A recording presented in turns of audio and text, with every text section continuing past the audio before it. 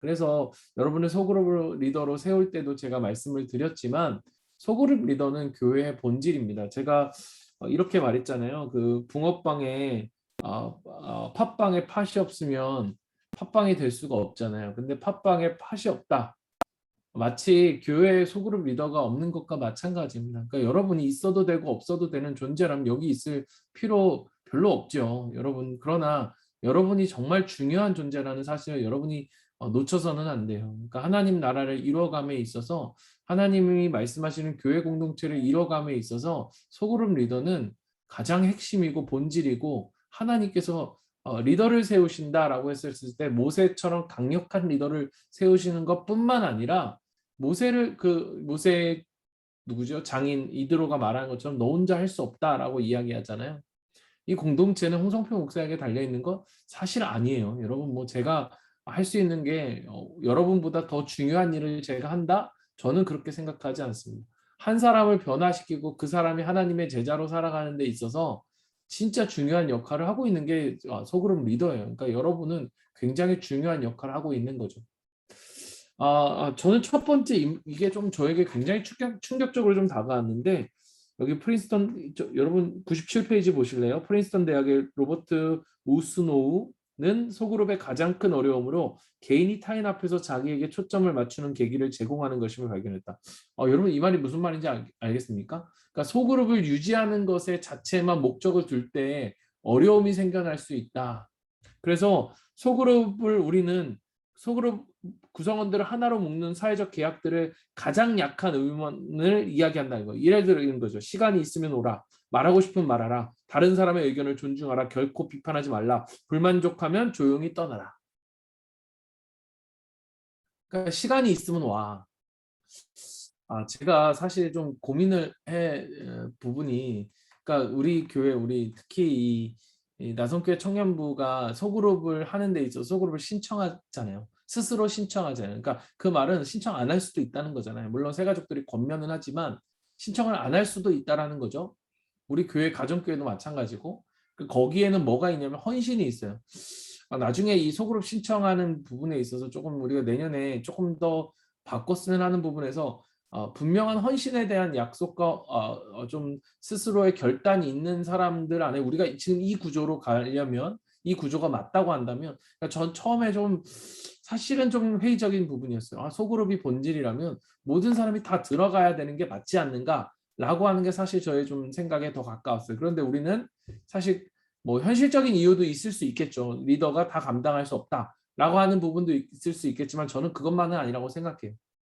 그러니까 리더의 헌신도 필요하지만 사실은 소그룹원들의 헌신도 굉장히 중요한 부분이죠. 결단과 헌신. 거기에 자기의 책임이 있고 자기의 역할이 있다는 거예요. 그런데 사실 우리가 많은 부분에 가장 약한 의무만을 강조하고 있다는 거예요. 시간이 있으면 와.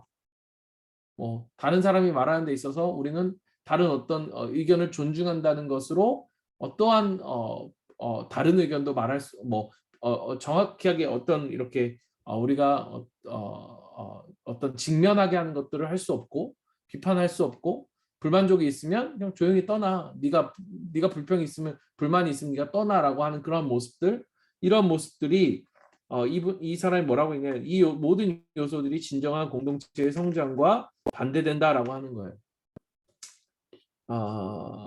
사람들이 다 예배에 참석하고 소그룹에 참석함으로 공동체에 속하길 기대하지만 그리고 실제로 매주 소그룹이 모이지만 진정한 공동체를 만드는 요소가 없을 수도 있다라고 하는 것.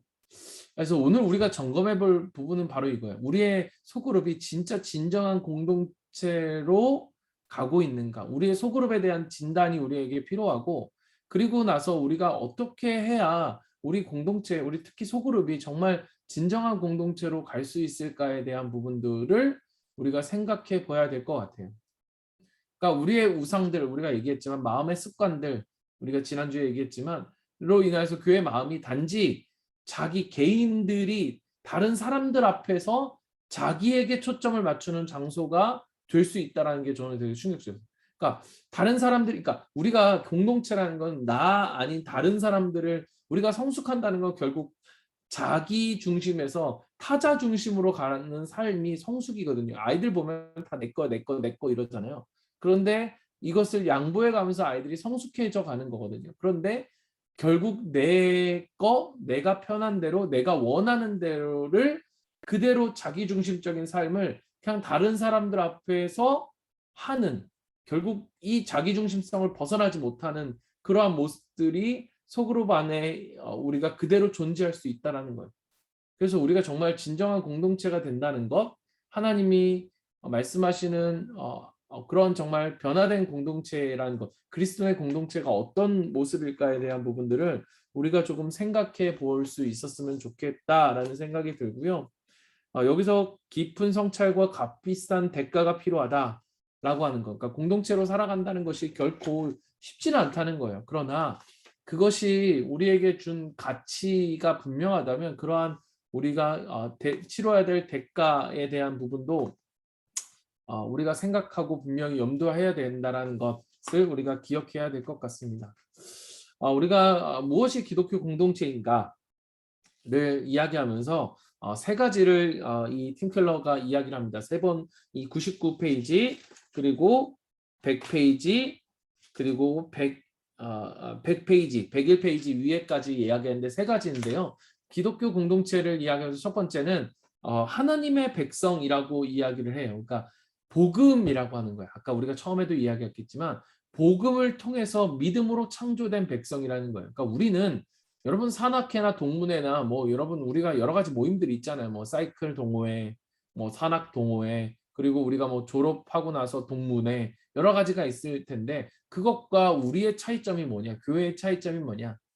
그러니까 산악회든 동문회든 경험을 공유하고 어떤 목표를 공유하잖아요. 그러면 교회는 뭘까? 교회는 무엇을 위해서 모였는가? 어떤 사람들이 모였는가 하면 이 복음을 경험한 사람들, 그러니까 복음을 듣고 믿고 이 복음에 대한 경험, 은혜에 대한 경험 속에서 그 바탕 속에서 공동체가 이루어진다라는 거예요. 그러니까 다른 것들이 공동체의 구성의 이유가 되고 바탕이 되면 결국 교회는 공동체, 교회로서의 성격을 잃어버리게 된다니까. 그러니까 우린 누굽니까? 하나님의 백성이 된 사람들이. 그러니까 복음으로 인하여 하나님의 자녀가 된 사람들이 바로 교회인 거예요.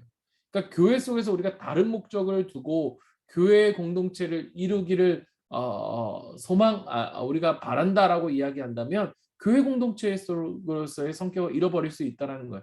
출애굽기 19장 4절 5절을 이야기하는데요. 여기에 보면 구원하시고 그 결과로서 하나님의 말씀에 따라 살아가는 이스라엘 백성들에 대해서 이야기하고 계세요. 그러니까 법을 지켜서 공로로서 구원한 게 아니라 하나님의 은혜를 경험함이 먼저가 된다는 거예요. 그러니까 하나님께서 선택하신, 하나님께서 구원하신 그 구원을 경험한 사람들로 하여금 한 몸, 한 백성, 한 공동체가 되게 하신다는 거죠. 그러니까 오늘도 우리에게도 마찬가지예요. 그러니까 오늘 우리에게 있어서 그리스도인들과 함께 그리스도 안에서 우리는 예수 그리스도를 통해서 한 공동체가 된 거죠. 그러니까 결국 교회 공동체는 무엇을 만나면 이야기해야 되느냐? 그렇기 때문에 우리에게 있어서 우리의 존재의 이유이고 우리의 존재의 가장 중요한 핵심이 복음이잖아요. 그러니까 결국 복음을 우리는 이야기해야 되고 우리 공동체는 무엇으로만 유지될 수 있는 그러니까 무엇 때문에 모인 사람들이에요. 복음 때문에 모인 사람들이죠. 복음을 경험했기 때문에 모인 사람들이기 때문에 우리는 복음을 나눠야 되고 복음으로 유지되어야 하는 공동체라는 거예요. 그러니까 다른 거 할 수 있어요. 예를 들어 또래 모임도 할 수 있고 뭐 레크레이션도 할 수 있고 여러 가지 하면서 친밀함을 이루어갈 수 있지만 그러나 핵심은 뭐예요? 복음이라는 거예요. 결국 복음이 우리 공동체 안에 우리 소그룹 안에 흘러가고 있는가를 우리 소그룹 리더로서 우리의 중심에 우리의 모임의 핵심이 복음인가를 우리는 스스로 점검해 가야 한다는 거예요. 두 번째 보면 그리스도의 몸을 이야기합니다. 그러니까 몸이라고 하는 것, 몸. 굉장히 강력한 단어입니다. 우리가 그리스도인 이 교회를 가정이고 뭐 집이고 형제고 다 이야기하잖아요. 그런데 그 이상의 표현이 몸이라고 하는 거예요. 이 몸은 뭐냐면요. 유기체잖아요.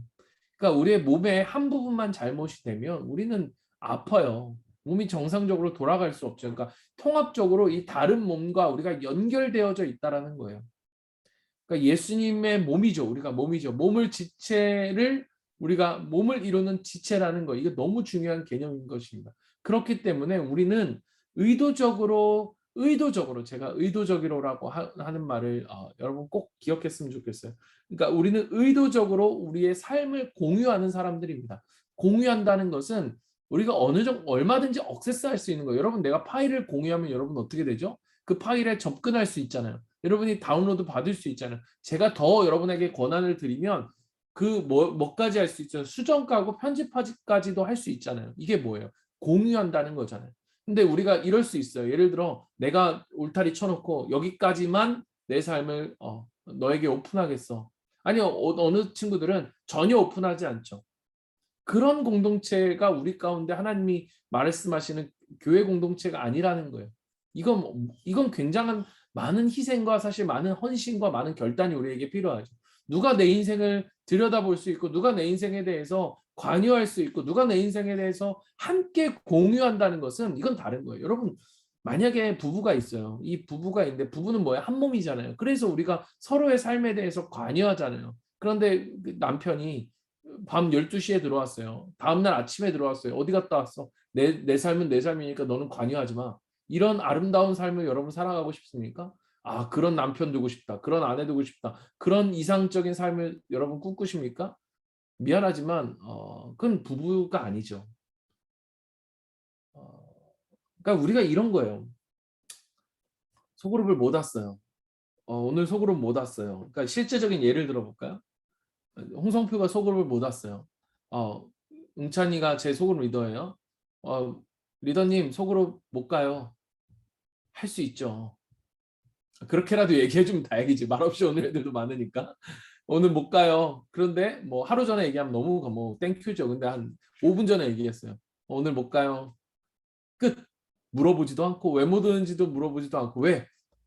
내가 그 왜 물어보냐 하면 왜 물어본다고 하면 귀찮기도 하고 우리가 사실 관심의 반대면 사랑의 반대는 미움일 것 같지만 사실 많은 부분에 무관심이거든요. 왜 오는지 왜 안 오는지는 사실 내가 궁금하지도 않고 근데 우리가 좋은 말로는 하죠. 뭐라고 하냐?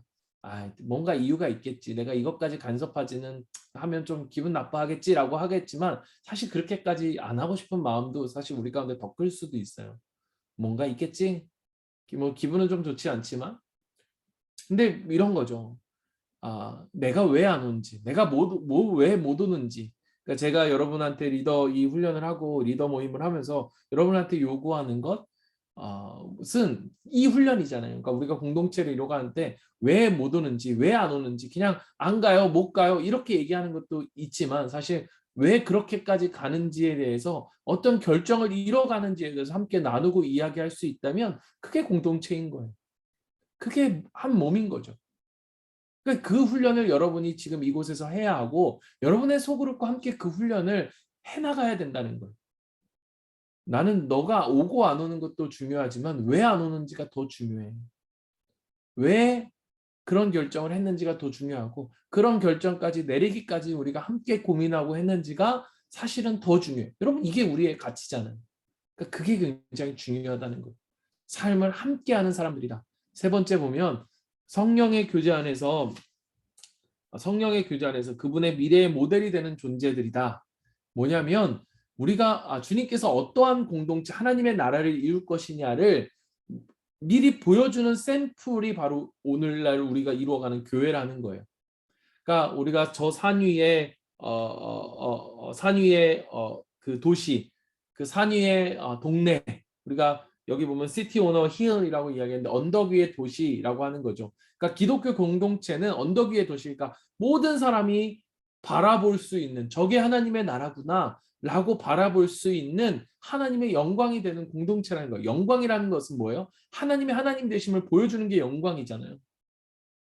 그러니까 오늘 현재 교회가 미래 그리스도가 그리스도 아래에서 그 하나님의 나라가 어떠한 모습일지를 보여준다는 거예요. 그래서 복음이 일상생활 속에서 일으키는 변혁을 통해서 세상의 보여줌을 통해 교회를 보면서 세상은 하나님의 나라가 이렇겠구나를 볼 수 있는 거죠. 예측하게 되는 거죠. 짐작할 수 있게 되는 거죠. 그러니까 우리의 공동체가 여러분 우리가 이 질문을 우리에게 던져보고 고민해 봐야 된다는 거예요. 과연 우리가 이 세상 속에서 어두운 세상 속에서 우리의 공동체가 하나님의 나라의 성격을 세상 속에 보여주고 있는가라고 하는 것을 우리가 보여줘야 한다는 거예요. 그러니까 이 부분에서 우리 교회, 내 소그룹, 또 한국 교회, 또 이 세상의 교회들을 우리가 점검해보고 들여다볼 수 있어야 한다라는 거죠. 이런 것이 바로 교회이다. 복음을 바탕으로 예수님의 몸을 이루어 우리의 삶을 공유하고 이 세상 가운데 하나님의 나라를 보여줄 수 있는 것, 이것이 우리의 소그룹이어야 하고 우리의 교회이어야 한다라고 하는 것입니다. 이것을 위해서 우리가 이것을 어떻게 우리가 이루어갈 것인가에 대해서 팀 켈러는 이 공동체를 세우는 습관에 대한 성경적 고찰이라고 하는 제목으로 이 창조적인 전략을 우리가 이루어가는 것을 요구하고 있다라는 거죠. 우리가 어떻게 그 나라를 그분의 우리 진정한 공동체를 이뤄갈 것이냐에 대한 부분을 9가지 습관으로 이야기를 하고 있습니다. 그래서 세 가지를 이야기하면서 이 세 가지 부분에서 이 습관을 1, 2, 3 습관을 이야기하고 그 다음에 어떻게 하죠? 질문을 세 가지를 던져줍니다. 그리고 4, 5, 6 하고 질문 세 가지, 7, 8, 9 하고 질문 세 가지. 그게 여러분 홈스터디의 이제 구조인데요. 습관을 세우는 9가지, 공동체를 세우는 9가지 습관. 처음 세 가지는 모두가 서로 서로에 대한 인정에 대한 부분, 그러니까 어떻게 친구가 될 것인가에 대한 부분이에요. 어떻게 친구가 될 것인가. 이 세 가지 습관은 첫 번째 습관이 뭐냐? 서로의 감정과 능력과 재능을 긍정하라. 그러니까 서로의 강점과 능력과 재능을 긍정하라. 제가 말씀을 좀 미리 찾아놨는데요. 로마서 12장 10절 우리 화면 안 킨 사람들에게 시키겠습니다. 긴장하고 화면 안 킨 사람들. 로마서 지금 자리에 없으면 지금 내가 이거 말할 때 지금 자리에 없으면 큰일 나 지금. 로마서 12장 10절 박철 갑자기 켰고 지금 로마서 12장 10절 네 우리 주희가 로마서 12장 10절 한번 읽어볼까요? 이 화면에 있을 겁니다. 형제를 사랑하여 서로 우애하고 존경하기를 서로 먼저 하며 그 다음에 야고보서 5장 9절은 응찬이가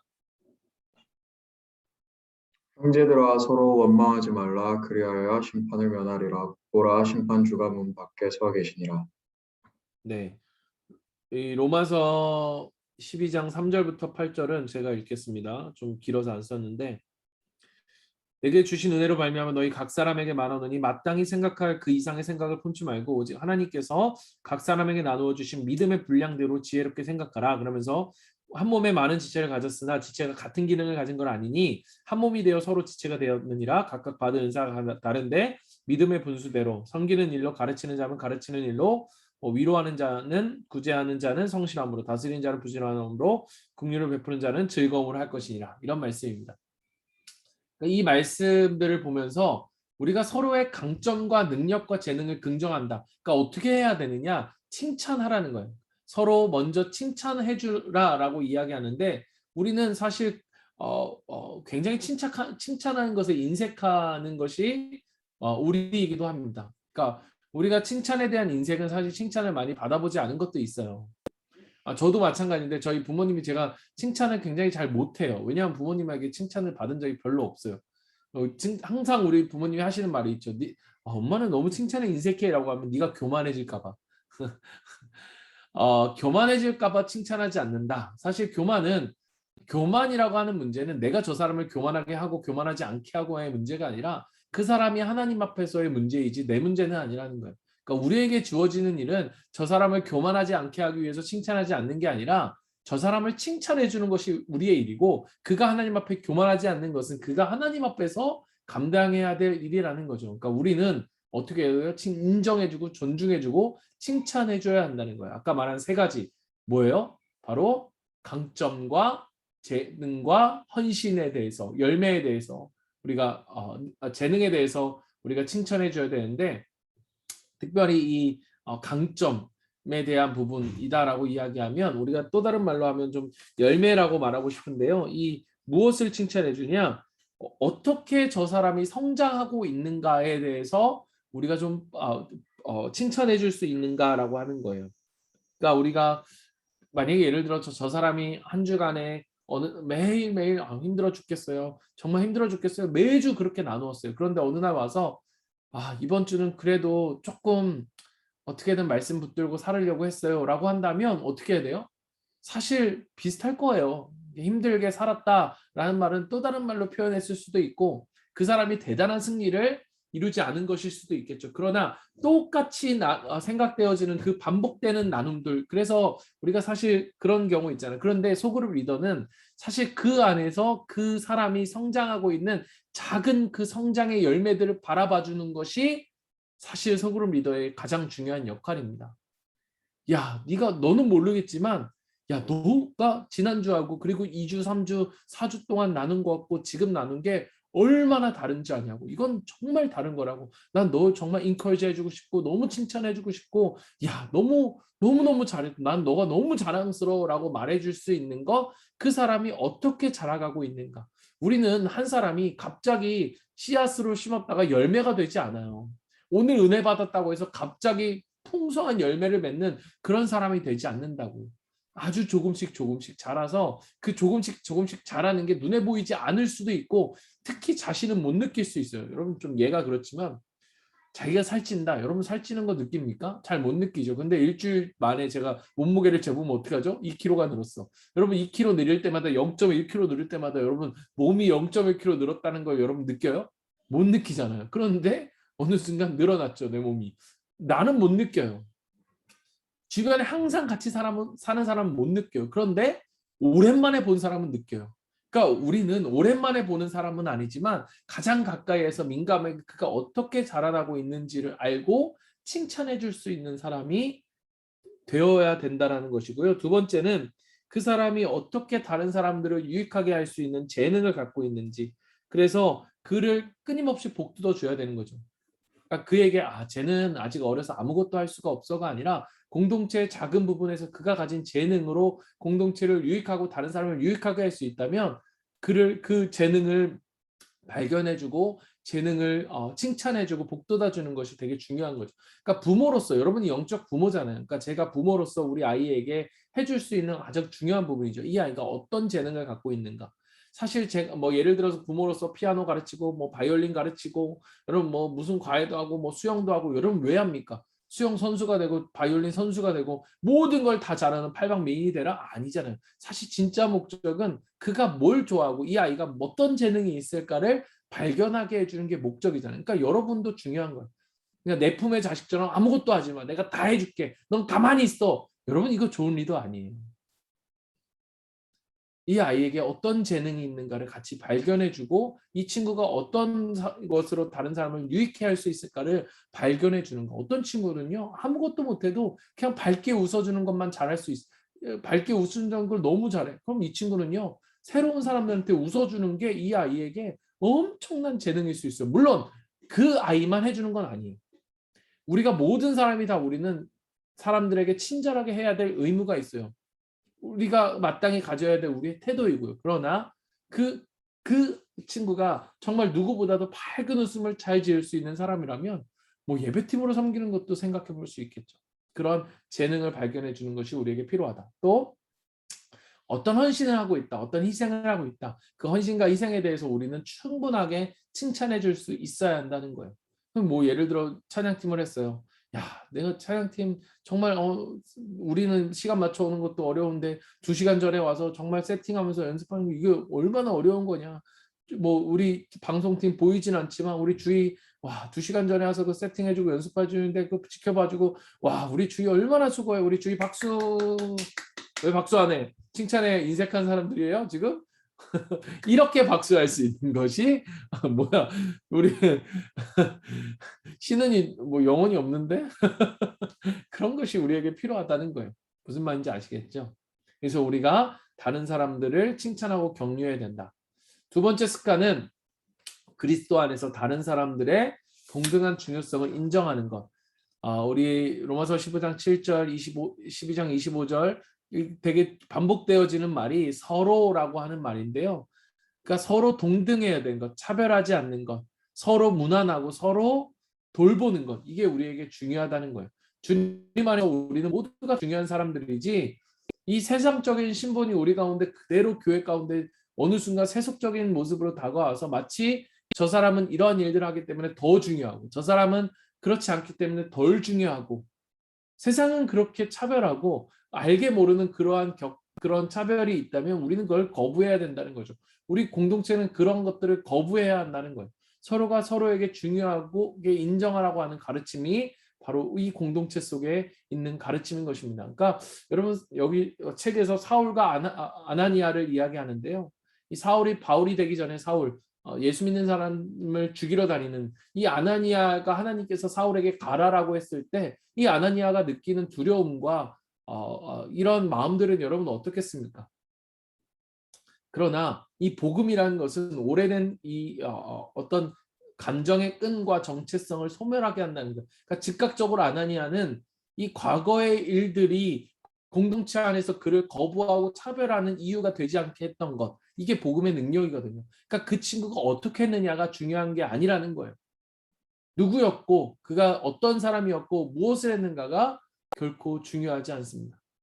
그러니까 그리스도 때문에 그가 우리의 형제가 될 수 있다는 거죠. 그러니까 우리는 인종차별, 우리가 인종차별이라고 하면 우리 안에 있을 수는 없겠죠. 우리는 다 같은 인종이니까. 그러나 우리가 교회 공동체 안에서의 어떤 계급, 어떤 지위에 대한 차별이 우리 안에 은근슬쩍 우리 안에 들어왔다면 사실 우리는 이 부분에서 단호하게 거절하고 뿌리를 뽑아야 된다는 거예요.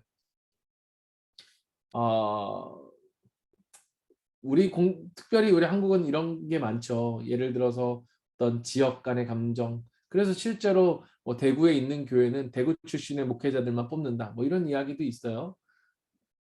광주도 광주, 절대 경상도 출신은 안 된다. 이런 게 사실 기독교적 가치관이라고 볼 수 없죠. 하나님의 나라에 올라갔는데 경상도는 경상도 사람들끼리 살고 전라도는 전라도 사람들끼리 살더라. 여러분 그런 게 있겠습니까? 그러니까 공동체가 그러한 모습을 못 보여주고 있다면 여러분 사실 우리는 과연 교회 공동체가 이러한 모습이냐에 대한 철저한 성찰과 반성이 우리에게 필요한 부분이 있다라는 거예요.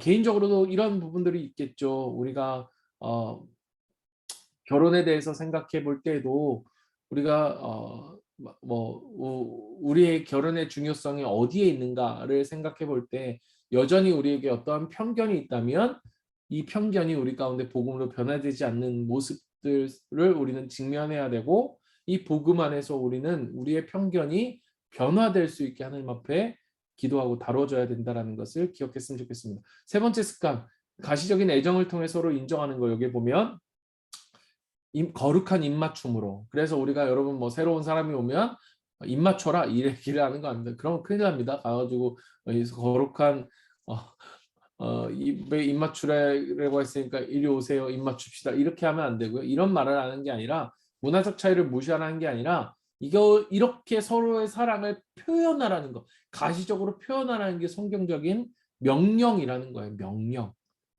목사님 마음으로만 담아두고 제가 표현은 잘 못합니다. 물론 어떤 사람들마다 표현을 잘하는 사람이 있고 잘 못하는 사람이 있을 수 있어요. 그러나 이거는 잘하는 사람과 잘 못하는 사람의 어떤 상대적인 차이를 이야기하라는 것이 아니라 잘 못하는 사람도 표현해야 되고 잘하는 사람도 표현하라는 하나님의 명령이라는 거예요. 그러니까 우리가 예를 들어서 모르는 사람, 우리가 토요 모임 오다가 엘리베이터에서 만났어요. 그런 적 있죠. 어떻게 합니까? 땅을 쳐다보든 핸드폰을 쳐다보든 저 벽을 쳐다보든 그렇게 해서는 안 된다라는 거예요. 안녕하세요. 서로 인사할 수 있어야 되고 그 예배 우리가 토요 모임 끝나고 나올 때도 마찬가지고 청년부뿐만 아니라 여러분 우리가 교회 공동체잖아요. 교회 안에서 주일날 왔을 때도 잘 모르지만 안녕하세요라고 인사할 수 있는 이 한 가지가 우리 가운데 이 진정한 공동체를 이루어가는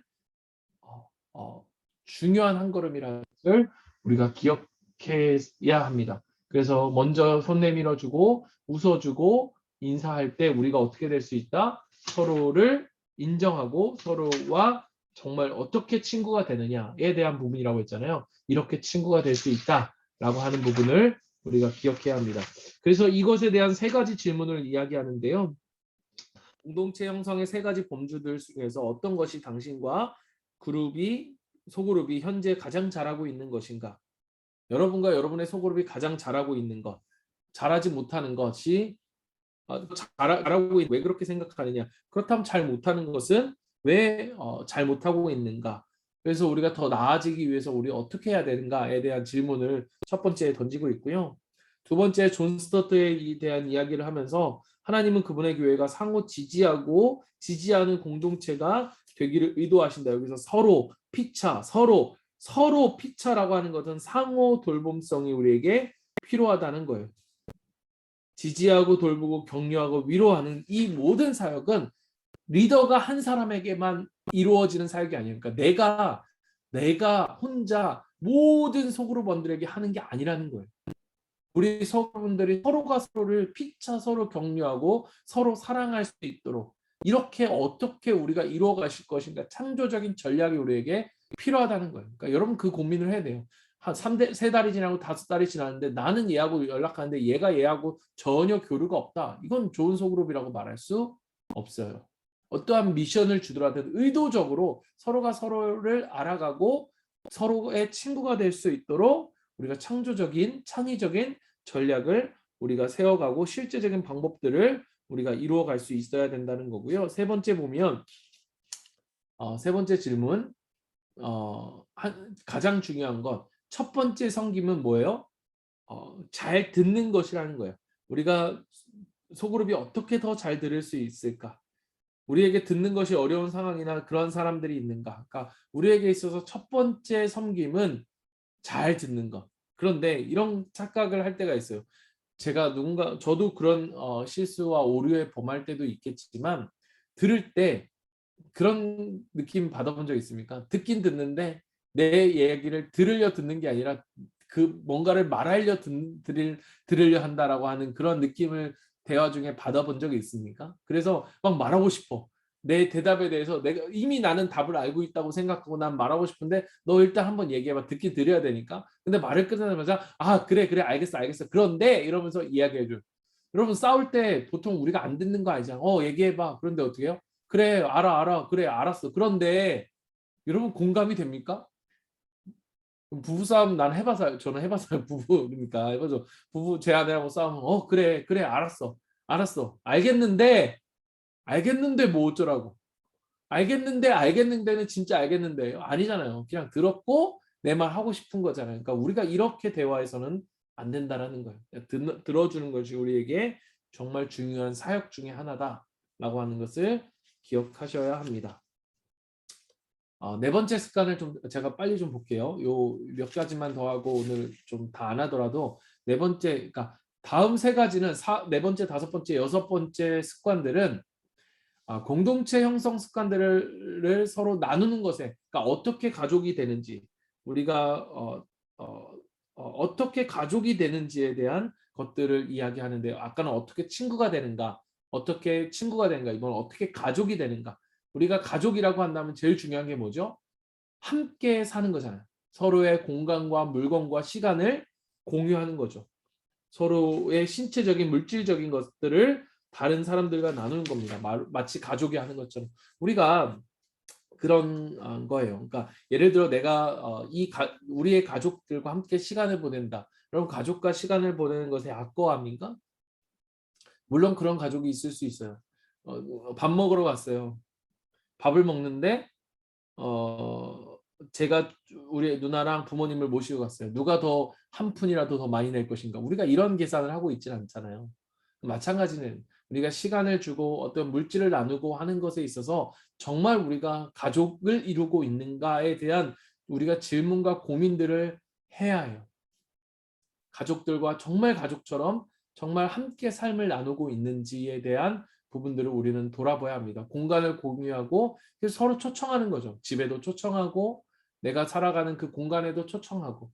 저도 여러분 가운데 우리 집에 왔던 사람도 있고 못 왔던 사람도 있지만 너무 아쉽게도 제가 옛날처럼 많이 초대하지는 못하지만 그래도 어떻게든 여러분을 좀 초대해서 물론 밖에 나가면 더 맛있는 것도 먹을 수 있고 더 좋을 수 있죠. 그러나 그 공간에 초대한다는 것이 굉장히 중요한 상징적인 의미가 있고요. 그거를 주는 사람에게도 그리고 받아들인 사람에게도 굉장히 중요한 심볼이 있는 거야. 내 공간 속으로 네가 들어오는 거야. 내 개인적인 프라이빗이라고 할 수 있는 이 개인적인 사적인 공간이라고 하는 공간 속으로 우리가 들어온다는 것은 정말 이 가족으로서의 그러한 상징적인 연합을 우리가 이뤄가는 데 있어서 굉장히 중요하다라고 하는 것을 기억했으면 좋겠고요. 같이 먹는 것 너무 중요하고요. 같이 노는 것도 너무 중요합니다. 그래서 같이 시간 보내고 같이 기도하는 것 이런 것도 너무 중요하고 또 실제적인 재정적인 도움, 그러니까 누군가 어려워하고 있다면 우리가 멀리 있는 선교사님들 도와줘야 하고 도와줄 수 있고 해야만 하죠. 그러나 서로의 어려움들을 정말로 우리가 실제적으로 어떻게 채울 수 있을까에 대한 부분 중요하고요. 특별히 시간, 함께 만나는 것 너무너무 중요한 부분입니다. 다섯 번째, 피로와 문제를 나누는 것. 그러니까 이 공동체 안에서 서로의 필요에 대해서 민감한 부분들이 우리에게 민감해야 한다는 거예요. 무엇이 필요한가? 저 사람이 어떤 것이 필요한가? 지금 저 사람에게 정말 필요는 어떠한 것이 필요할까? 그러니까 서로의 약함과 아픔도 공유할 수 있어야 된다는 거예요. 그러니까 우리 공동체가 서로 좋은 것들만 이야기하고 있는가? 아니면 서로의 연약함과 아픔도 함께 나누어지고 있는가? 그리고 내 짐을 서로의 짐을 지라라고 말씀하는 것처럼 우리가 서로의 짐을 지고 그리스도의 법을 성취해 가고 있는가에 대한 부분을 우리가 기억해야 합니다.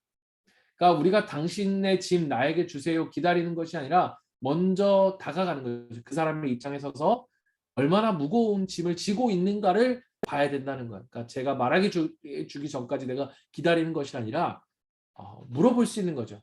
요즘 어때? 이번 한 주간 어땠어? 힘든 일은 없었어? 어려운 일은 없었어? 내가 도와줄 수 있는, 우리가 함께 해줄 수 있는 게 뭘까라고 이야기할 수 있다면, 그리고 그것이 단지 한 사람과 한 사람이나 상호작용이 우리 가운데 이루어진다는 것. 다른 사람으로 하여금 그 사람을 돕게 하고 그 사람을 돕게. 예를 들어 우리 소그룹에 새로운 사람이 왔어요. 그럼 웅찬이네 소그룹에 새로운 사람이 없어요. 왔어. 나 혼자 가는 게 아니라 내가 누군가를 데리고 만날 수도 있고 혹은 기영이에게 야, 이 친구 네가 한번 만나보고 네가 좀 이렇게 잘 인도해 줬으면 좋겠어 라고 서로 상호 돌봄이 이루어질 수 있도록 그렇게 이루어져 가야 된다는 거죠. 물론 이걸 떠벌리고 그냥 내 어려움을 막 말하고 다니는 아니 그런 이야기가 아니고요. 적어도 우리 소그룹 공동체에 있어서는 서로 정말 삶을 그대로 투명하게 나누어 줄 수 있어야 한다라고 하는 것. 마지막 한 가지만 나누겠습니다. 여섯 번째 습관은 서로의 신앙과 생각과 영성을 공유하라는 거예요. 신앙의 내용을 공유하는 거예요. 함께 신앙생활을 한다라는 것. 그러니까 교회라 공동체라는 것은 친목을 위한 게 아니잖아요. 우리가 어떤 운동, 무브먼트를 이루는 것이 아니라 우리가 함께 믿음 생활을 하는 공동체잖아요. 그러니까 영적인 공동체라는 거죠. 그러니까 우리가 서로 배우고 가르치는 그러한 부르심을 받았고요. 그래서 서로에게 말씀을 나누고 말씀을 가르치고 말씀을 공유할 수 있고 나눌 수 있는 그러한 것이 우리에게 굉장히 중요한 거예요. 그래서 성경을 읽고 말씀을 나누면서 그 믿음을 서로 가운데 독려하고 서로 격려받고 또 위로받고 또 도전도 받을 수 있는 부분들이 우리에게 필요하다는 것. 그럴 때 훨씬 더 풍성해진다는 거죠. 이러한 질문들을 가지고 우리가 이러한 습관들을 가지고 두 번째 4, 5, 6번의 질문을 보면요. 세 가지 범죄들 중에서 무엇이 가장 잘 되고 있는가, 잘 안 되는 이유, 그럼 개선하기 위해서 우리는 무엇을 할 수 있는가를 우리가 생각해 봐야 되고요. 그리고 우리의 그룹이 가난한 이들과 재물을 공유하는 비전을 가지고 있는가. 하나님의 백성으로서 우리가 우리의 것을 나누는 것이 필요하잖아요. 그러한 비전이 우리 공동체 안에 어떻게 더 우리가 개발할 수 있을까에 대한 부분들을 우리가 생각해 봐야 하고 사실 6번 질문은 굉장히 우리가 좀 생각해 볼 수 있는데 디트리니 보네퍼는 아시죠? 우리 찬양 요즘 좋아하는 그 보네퍼 맞습니다. 성도의 공동생활에 대해서 이야기하면서 어쩌면 우리가 레인을 지나쳐버린 제사장일 수도 있다. 그러니까 우리가 가야 할 길이 바쁘고 가서 예배 드려야 돼. 내가 하나님 앞에 예배해야 해 하면서 그 명목으로 옆에 아픈 사람들을 지나칠 수 있다. 기꺼이 그들을 위해서 우리가 계획하고 우리가 생각했던 것들을 멈출 수 있는가에 대한 부분들. 예를 들어서 내가 뭐 해외여행을 계획했어요. 그래서 해외여행을 가려고 뭐 다 준비하고 다 했어요. 그런데 내 친구가 너무 힘들어해. 그런데 그 힘들어하는 부분이 뭐 재정적인 뭐 시간적인 부분이었어요. 그럼 나는 내 계획을 취소하고서라도 이 지체를 돌아봐 줄 수 있는가? 굉장히 어려운 부분이죠. 물질적인 손해가 갈 거고요. 내가 계획했던 것들이 엉망이 될 거예요. 물론 조금 더 우리가 일어나기 어려운 그런 예이지만 기꺼이 우리의 계획들을 중단할 수 있는가에 대한 부분들을 이 보네포가 이야기하고 있다라는 거예요. 그런 부분에 대해서도 우리가 질문을 던져보면서 우리가 생각해 볼 수 있을 것 같습니다. 마지막 이 세 가지는요, 어떻게 서로에게 종이 될 것인가에 대한 부분들 세 가지 부분은 제가 다음번에 좀 나누도록 하겠습니다. 여러분, 우리가 아까 말한 것처럼 우리가 진정한 공동체를 이루어간다는 것은 굉장히 우리에게 많은 헌신과 대가를 또한 요구합니다. 하나님께서 우리에게 서로를 사랑하게 묶어주셨고 힘써 지키라고 되어 있어요. 그러니까 묶어주신 것은 우리의 몫이 아니에요. 왜요? 우리가 여러분 다른 사람을 구원시켜서 우리가 묶을 수 있는 게 아니잖아요. 하나님이 우리를 구원하셔서 우리를 묶어주신 건 하나님의 일이에요. 이게 복음이죠. 그러나 그것을 힘써 지키는 것은 누구의 몫이에요? 우리의 몫이에요. 오늘 우리가 이뤄가는 공동체는 이러한 모습을 세상은 보면서 하나님의 나라가 이런 거구나. 하나님의 나라가 이러한 나라이구나. 세상과는 다른, 세상에서는 찾아볼 수 없는 이러한 공동체이구나를 우리가 이루어가는 이 교회 공동체의 모습은 이러한 공동체다라는 것들을 여러분이 기억하면서 많이 고민했으면 좋겠어요. 우리가 리더들이 함께 고민하고 우리가 정말 어떤 속으로 이루어갈까에 대한 고민을 이루어가면서 이렇게 하는 이유가 뭐예요? 우리가 이 땅에서부터 이 하나님의 나라를 우리가 누리면서 살아간다는 기쁨은 공동체를 이루지 않고서는 사실 우리가 하나님의 나라를 경험해 간다는 것은 불가능하죠. 하나님의 나라 자체가 뭐예요? 공동체에 대한 부분을 전제로 하기 있기 때문에. 그러니까 오늘 우리가 이 하나님의 나라를 우리 무엇보다 우리 리더들이 먼저 정말로 멋있고 또 정말 풍성하게 누릴 수 있었으면 좋겠다라는 생각이 듭니다. 여러분 책 안 읽으신 분들이 있으면 꼭 한번 읽어보시고요. 읽고 그런 많은 고민들이 우리 안에 있었으면 좋겠고 그리고 누구보다 여러분이 소그룹 리더잖아요. 우리 또 조별 안에서 이러한 고민들을 가지고 많이 좀 씨름하는 시간들이 되었으면 좋겠습니다. 네, 시간이 좀 늦었으니까요. 혹시 광고할 거 있으면 우리 해리 광고해 주시고 없어요? 네. 제가 그 요번 주 이제 그 소그룹 그걸 아직 못했어요. 제가 오늘 이번 주에 너무 좀 바빠가지고 제가 그거 내일 중으로 해서 여러분한테 올려드리는데요. 제가 내용을 묵상하고 있는데 그렇게 어려울 것 같지 않아요. 그래서 여러분 간략하게 여러분이 읽고 속으로 준비할 수 있도록 준비해 드릴 테니까요. 좀 늦어서 죄송하고 제가 내일까지는 바로 올려드리도록 하겠습니다. 이번 주도 속으로 또 풍성한 나눔 되시고요. 저 조별로 질문이 있는데요. 누구요? 좋아. 그 캘린더상으로 다다음 주에 수구로 복음 축제가 있는데 그거에 관련돼서 뭐 음식이나 안내사항이나 어떤 절차나 뭐 일단은 지금 우리가 이게 좀 그거 계획을 세웠을 때는 조금 지금 이 코로나 상황이 좀 나아질 수 있겠다라고 하는 것을 전제로 우리가 좀 계획을 세웠었던 거예요. 근데 지금 상황에서 조금 어려울 것 같고요. 그 부분이. 그래서 일단은 요 계획은 저희가 조금 그 스케줄에 맞춰서 하기는 어려울 것 같고 그 이후에라도 저희가 뭐 기회가 아예 없는 건 아니고 좀 아예 좀 뭐 우리가 또 중요한 일이 있잖아요. 크리스마스나 이런 일들이 있으니까 그거에 맞춰서 우리가 좀 진행을 좀 상황을 봐서 또 말씀드리도록 하겠습니다. 그래서 지금은 오프라인으로도 5명밖에 모일 수가 없어서 누군가를 한두 명을 초대해서 한다면 그거 플러스 한두 명밖에 되어지지 않는 거라서 또 뭐 토요 모임에 초대한다고 해도 만약에 혹시 또 우리는 지금 백신의 여부도 또 하나의 걸림돌이 됐으니까 초대하고 싶은데 백신 안 맞았어. 그럼 넌 백신 안 맞아서 못 와. 이렇게 될 수 있는 부분도 있어서 조금 이 상황들이 좀 나아지게 되는 때를 보면서 제가 또 말씀드리도록 하겠습니다. 그래서 그 스케줄은 그냥 생각 안 하셔도 될 것 같습니다. 예, 강수사님. 네, 광고 한 가지만 하겠습니다. 네, 디모데 보고서 네, 계속해서 이제 좀 자주 늦게 써주시는 분들이 몇 분 계신데요. 네, 아마 이 자리에 계셔서 다들 아실 테니까요. 네, 누구신지 오늘 저녁까지 꼭 작성해 주시면 감사하겠고요. 그리고 한 가지 더는 이제 소그룹 모임 하실 때 이제 교실이나 선교관 이용하시는 리더분들께서는 뒷정리를 꼭 확인해 주시면 감사하겠어요. 이제 에어컨을 끄는 것도 이제 그냥 리모컨으로 껐다 해서 끝나는 게 아니라 잘 꺼졌는지 이제 가끔 소리가 나더라도 안 꺼질 경우가 있다고 해서 이 부분도 한번 확인해 주시고 조금 뭐 책상도 한 번씩 더 확인해 주시면은 감사하겠습니다. 이상입니다. 예. 지난주에 우리 세 가족이 키고 가셨어요. 세 가족 1층 끄고 가시고요. 아, 네, 끈 줄 알았는데 죄송합니다.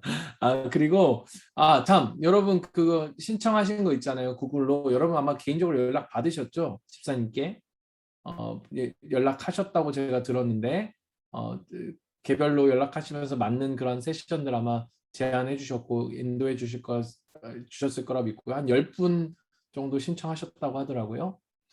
그리고 일터 그 웨비나 이번 주까지 신청을 받습니다. 지금 청년들 중에는 우리 기영이만 신청했는데 가능하신 분들 여러분 신청해 주시고 사실 강의도 강의지만 거기에서 이번에는 조금 더 소그룹 모임을 좀 더 길게 하고 좀 좋은 집사님들이 많이 또 신청해 주셔서 같이 또 여러분 믿음의 선배들과 함께 고민해 볼 수 있고 또 여러 가지 또 같은 고민 속에서 어떤 방법들을 그들의 삶 속에서 이루어가고 있는지를 또 나눌 수 있는 기회잖아요. 그러니까 우리가 뭐 청년들끼리 이야기하는 것도 되게 좋지만 저는 사실 저희들끼리 얘기하면 우리들의 경험이 다 거기 비슷비슷하기 때문에 또 그 부분의 한계도 분명히 있을 수 있거든요. 그래서 여러분 좋은 시간이 될 것 같으니까요. 이번 주 주일까지만 신청을 제가 받고 받게 됩니다. 그래서 여러분 가능하신 분들은 신청해 주시고 그리고 소그룹 원들에게도 한번 권면해 주시면 좋을 것 같고요. 4주밖에 안 돼서 그렇게 부담이 되지 않습니다. 일단 숙제 없고요. 그러니까 여러분 너무 부담 안 갖고 할 수 있는 훈련이니까 여러분 많이 우리 청년들 참여해 줬으면 좋겠습니다. 네, 다른 광고는 없고요. 그러면 제가 기도하고 마치겠습니다. 우리 조별 모임 하겠습니다. 하나님 아버지 감사합니다. 우리 사랑하는 우리 청년 리더들, 우리 지체들과 함께 목요일 저녁에 모여서 이러한 고민들, 하나님의 나라를 이루어간다는 것이 무엇인가를 같이 고민하고 기도하고 또 이야기할 수 있다는 것, 이것이 얼마나 귀하고 가치 있는 일인지를 다시 한번 생각해 보게 됩니다.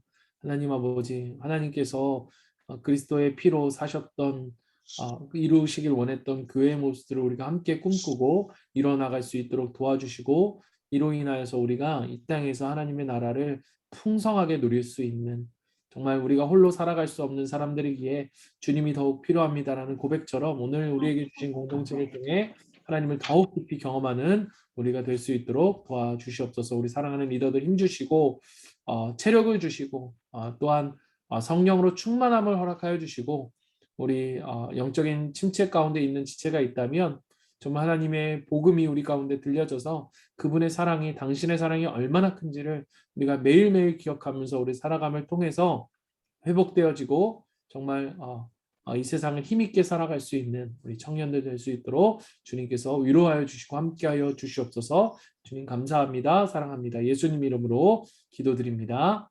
아멘. 네, 수고하셨습니다, 여러분.